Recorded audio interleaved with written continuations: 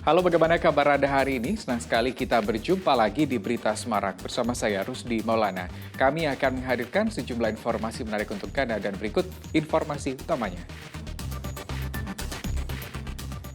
Sejumlah ibu di kota Semarang melaporkan seorang selebgram karena menggelapkan uang arisan sebesar 2 miliar rupiah.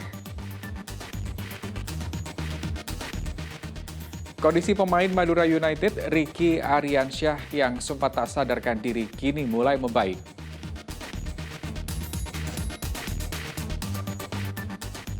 Harga beras di kota Semarang mulai turun, sementara harga cabai dan bawang terus melambung jelang Ramadan.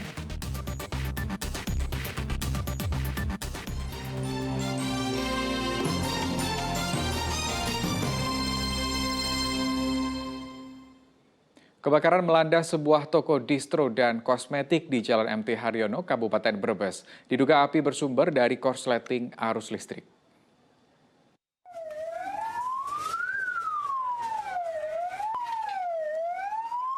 Kobaran api disertai kepulan asap tampak dari toko distro dan kosmetik di Jalan MT Haryono Brebes Selasa malam. Warga beramai-ramai memadamkan api dengan peralatan seadanya.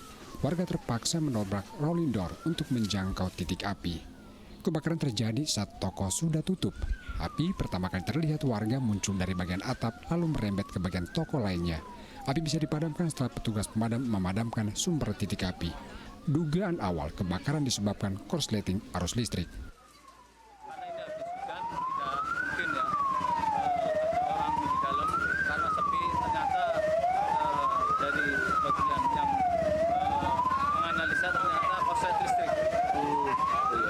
Harus pendek ya? Harus pendek. Ini toko ini kan milik sendiri, kontrak.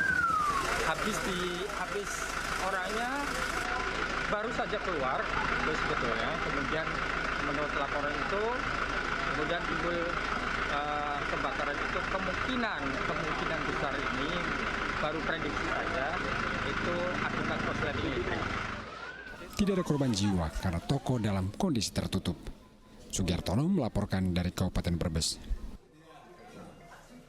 Seorang selebritis Instagram atau selebgram diduga menjadi pelaku penggelapan uang arisan senilai 2 miliar rupiah. Merasa tertipu, anggota arisan yang mayoritas ibu-ibu melapor ke Polres Semarang. Ibu-ibu dari sebuah komunitas arisan mendatangi sentra pelayanan kepolisian terpadu Polrestabes Semarang. Mereka melapor atas dugaan penipuan uang arisan dengan kerugian hingga 2 miliar rupiah. Mereka melapor admin dari arisan yang merupakan seorang selebgram dengan inisial YO. Investasi berkedok arisan ini diikuti 50 orang. Awalnya arisan berjalan lancar dengan pengembalian uang sesuai perjanjian. Namun di tengah jalan, terduga pelaku tak bisa dikontak. Masing-masing korban mengaku rugi hingga puluhan juta rupiah. Ya, awal-awalnya dia itu posting gitu kan, saya tidak tahu itu benar apa enggak postingan dia, itu capture-capturean teman-temannya dia posting gitu kan. Ya kita lihat, kita percaya dari situ, dikirain dia tuh benar, ternyata kan ya awal sekali benar nih, terus kesannya nggak benar gitu. Terus ada lagi sebagian yang dia pinjem uang nih, mama hari ini aku pinjem ya, besok aku balikin tanggal segini gitu. Terus saya juga masuk itu, jadi totalnya saya 384 juta. Hingga kini belum diketahui keberadaan YO. Para korban mengaku telah mengenal selebgram ini lebih dari setahun hingga percaya dan tergiur akan investasi berkedok arisan. Agus Hermanto melaporkan dari Kota Semarang.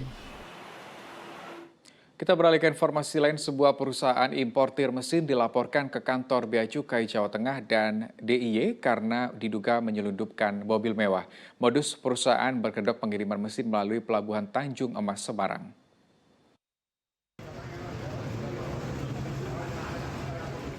Masyarakat Anti Korupsi Indonesia atau MAKI melaporkan PT-PT ke kantor Bea Cukai Jawa Tengah dan DIY atas dugaan penyelundupan mobil mewah dari luar negeri melalui Pelabuhan Tanjung Emas Semarang.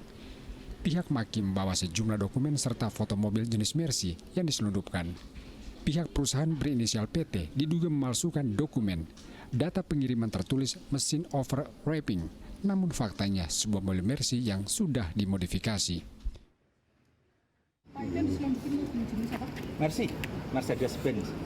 Tapi aku nggak tahu nanti fotonya. Bukan mobil baru ya, maksudnya mobil tua ya? Ini sebenarnya nggak baru banget, tapi nampaknya sudah di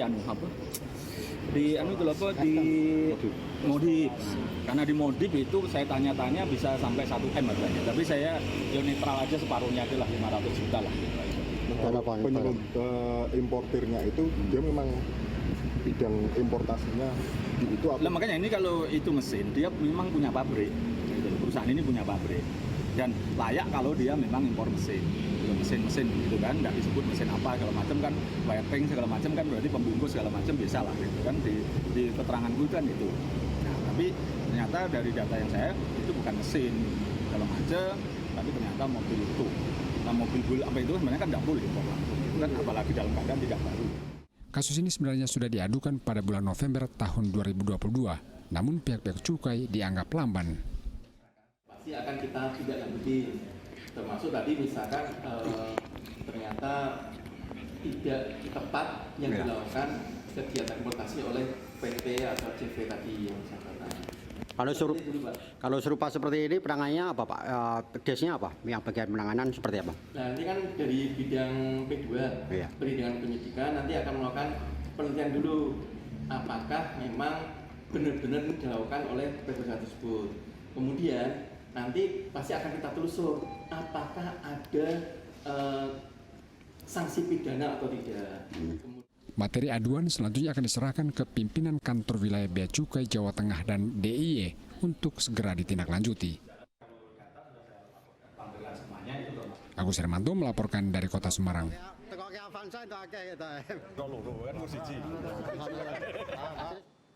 Ya, Kepolisian Daerah Jawa Tengah mengungkap penyalahgunaan penjualan ratusan ribu liter solar bersubsidi tidak tepat sasaran. Kasus tersebut melibatkan pihak SPBU.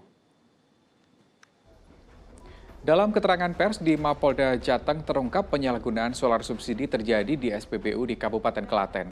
Sejak Agustus 2022, SPBU ini telah menjual 180.000 liter solar subsidi kepada penadah.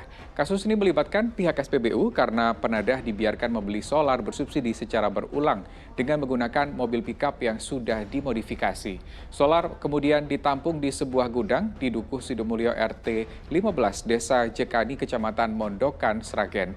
Pihak SPBU menjual solar subsidi ke penadah lebih mahal dari yang ditetapkan pemerintah.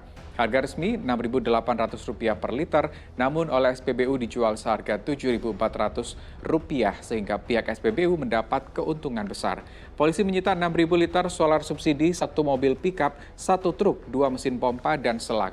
Meski demikian, polisi belum menetapkan tersangka, sementara SPBU yang diduga terlibat masih beroperasi. Memastikan bahwa telah terjadi tindak pidana yang melibatkan juga unsur dari SPBU-nya.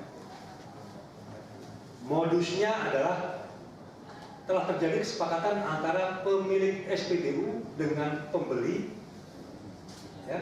untuk menyalurkan BBM subsidi yang ada di SPBU dan diserahkan kepada si pembeli tanpa menggunakan aplikasi ataupun ada perizinan apapun segala macam. Ya, ada 3 orang yang telah kami lakukan permintaan keterangan.